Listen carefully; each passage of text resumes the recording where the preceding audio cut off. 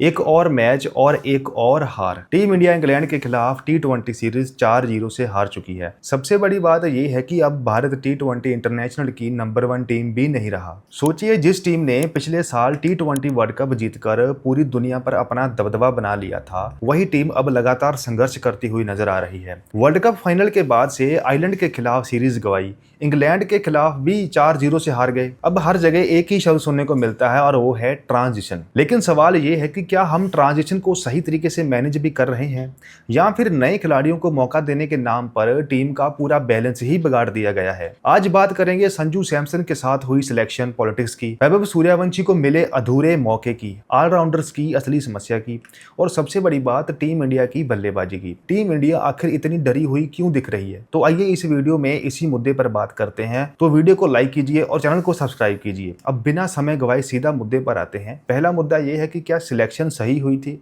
मेरे हिसाब से सबसे बड़ी गलती हुई है संजू सैमसन और वैभव सूर्यवंशी को लेकर। ईमानदारी से कहूं तो इस पूरे फैसले से फायदा किसी का भी नहीं हुआ। संजू को पहला मैच खिलाया गया, फिर बाहर बिठा दिया गया और आखिर में फिर आखिरी मैच खेलने के लिए बुला लिया गया। दूसरी तरफ वैभव सूर्यवंशी को लगातार 3 मैच मिले, लेकिन उसके बाद उन्हें भी बाहर कर दिया गया। अब सवाल ये है कि टीम आखिर करना क्या चाहती है? अगर आप ट्रांजिशन की बात कर रहे हैं तो खिलाड़ियों को लगातार मौके भी देने होंगे। बार बार अंदर बाहर करने से किसी भी खिलाड़ी का आत्मविश्वास टूटता है।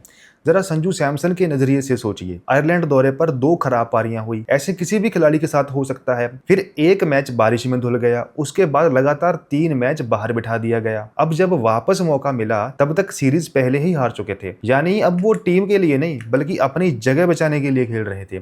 एक बल्लेबाज जब अपनी जगह बचाने के डर से खेलता है तो वो खुलकर नहीं खेल पाता। यही वजह है कि उसकी बल्लेबाजी में आत्मविश्वास की जगह डर दिखाई दिया। अब बात करते हैं वैभव सूर्यवंशी की। उन्हें लगातार 3 मैच खेलने का मौका तो मिला, लेकिन क्या सिर्फ 3 पारियों से किसी खिलाड़ी का भविष्य तय किया जा सकता है? मुझे तो बिल्कुल नहीं लगता। याद रखिए, सूर्यवंशी अभी सिर्फ 15 साल के हैं। इतनी कम उम्र में इंटरनेशनल क्रिकेट खेलना ही अपने आप में बहुत बड़ी बात है। ऐसे खिलाड़ी को सबसे ज्यादा जरूरत होती है बैकिंग की, ना कि हर मैच के बाद जज किए जाने की। अगर 3 मैचों में रन नहीं बने तो इसका मतलब ये नहीं कि खिलाड़ी में टैलेंट नहीं है। और सबसे बड़ा सवाल, जब सीरीज पहले ही हाथ से निकल चुकी थी तब आखिरी मैच में भी सूर्यवंशी को मौका क्यों नहीं मिला? वो मुकाबला तो वैसे भी डेड रबर था। उस मैच में आप सीरीज नहीं जीत सकते थे, लेकिन एक युवा खिलाड़ी का आत्मविश्वास जरूर जीत सकते थे। अगर उस मैच में सूर्यवंशी रन बना देते तो उनका कॉन्फिडेंस कई गुना बढ़ जाता, और अगर रन नहीं बनाते तो टीम मैनेजमेंट खुलकर कह सकती थी, कोई बात नहीं, हम तुम्हारे साथ हैं, अगले मौके भी तुम्हें ही मिलेंगे। यही भरोसा किसी युवा खिलाड़ी को आगे बढ़ाता है।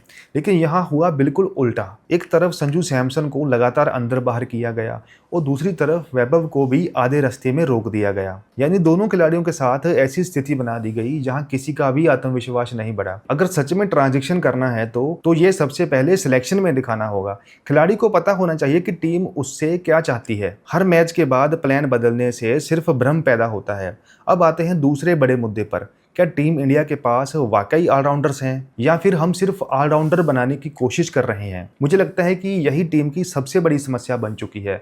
उदाहरण के लिए वाशिंगटन सुंदर को ही देख लीजिए। उन्हें टीम में खिलाया तो जाता है, लेकिन उनका इस्तेमाल आखिर किस रोल में हो रहा है? ना उनसे पूरे ओवर करवाए जाते हैं, ना बल्लेबाजी में उन्हें ऐसा स्थान मिलता है जहां वो मैच पर असर डाल सके। अगर किसी खिलाड़ी को उसकी ताकत के हिसाब से इस्तेमाल ही नहीं करना तो फिर उसे खिलाने का भी क्या फायदा?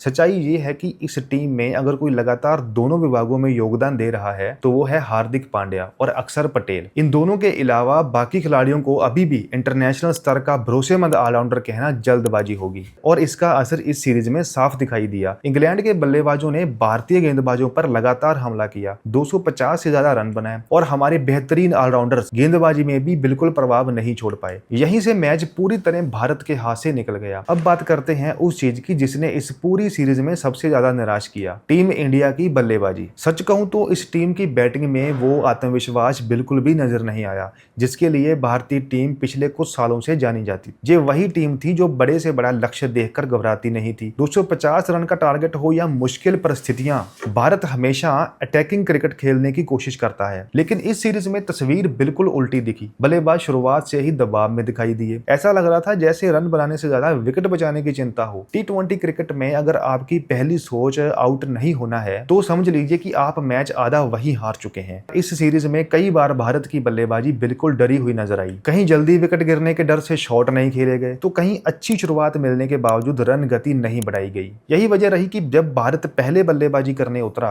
तो स्कोर 150 के आसपास ही सिमट गया। लेकिन दूसरी तरफ इंग्लैंड ने वही पिच, वही परिस्थितियां और वही गेंदबाज देखकर लगभग 250 से 260 रन बोर्ड पर लगा दिए। यही दोनों टीमों की मानसिकता का सबसे बड़ा अंतर था। एक टीम जीतने के इरादे से खेल रही थी और दूसरी टीम सिर्फ गलती ना करने की कोशिश कर रही थी। T20 क्रिकेट में ऐसी सोच आपको मैच नहीं जिता सकती। अगर आप दुनिया की नंबर 1 टीम बनना चाहते हैं तो आपको निडर क्रिकेट खेलनी पड़ेगी।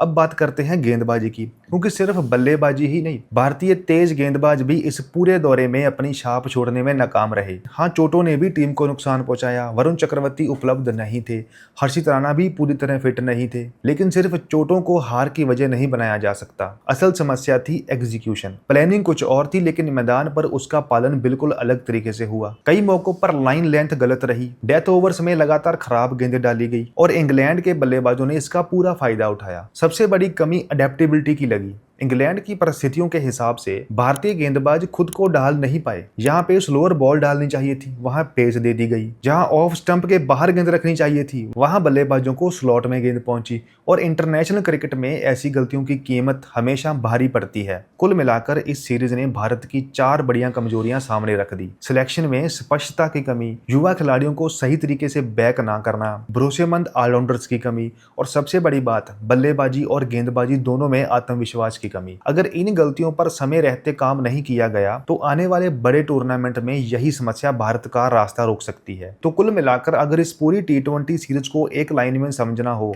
तो मैं बस इतना कहूंगा, भारत सिर्फ मैच नहीं हारा बल्कि कई बड़े सवाल भी छोड़ चुका है। सवाल सिर्फ 4-0 से सीरीज हारने का नहीं है। सवाल ये है कि क्या हमारी ट्रांजिशन दिशा सही है। अगर आप नई टीम बना रहे हो तो खिलाड़ियों को लगातार मौके भी देने होंगे। अगर आप ऑलराउंडर तैयार करना चाहते हो तो उन्हें उनका रोल भी साफ देना होगा। और अगर आप दुनिया की सबसे बेहतरीन T20 टीम बने रहना चाहते हो तो मैदान पर वही निडर क्रिकेट भी खेलनी होगी जिसकी पहचान टीम इंडिया हुआ करती थी। लेकिन अच्छी बात यह है कि अब T20 सीरीज खत्म हो चुकी है और अब शुरुआत होने जा रही है वनडे सीरीज की।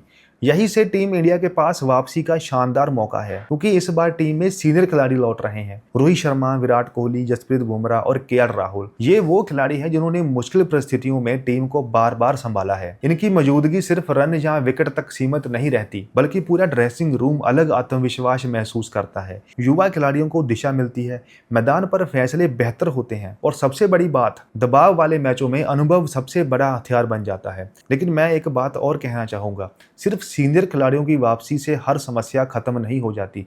सिलेक्शन में स्पष्टता, युवा खिलाड़ियों पर भरोसा और टीम की अप्रोच, इन तीनों चीजों पर अभी भी काम करने की जरूरत है, क्योंकि अगले बड़े टूर्नामेंट दूर नहीं है। अगर आज भी गलतियों से सीख ली गई तो यही टीम आने वाले समय में फिर से दुनिया की सबसे खतरनाक टीम बन सकती है। लेकिन अगर वही गलतियां दोहराई गई तो मुश्किलें और बढ़ सकती है। अब देखना दिलचस्प होगा, क्या वनडे सीरीज में इंडिया जोरदार वापसी करती है या फिर T20 की ये निराशा वहीं से आगे बढ़ती है। आपकी क्या राय है? क्या इस सीरीज की हार की सबसे बड़ी वजह सिलेक्शन था, बल्लेबाजी थी या फिर पूरी टीम की सोच? अपनी राय कमेंट सेक्शन में जरूर बताइए। अगर वीडियो पसंद आया हो तो लाइक जरूर करें और चैनल को सब्सक्राइब करना मत भूलिए।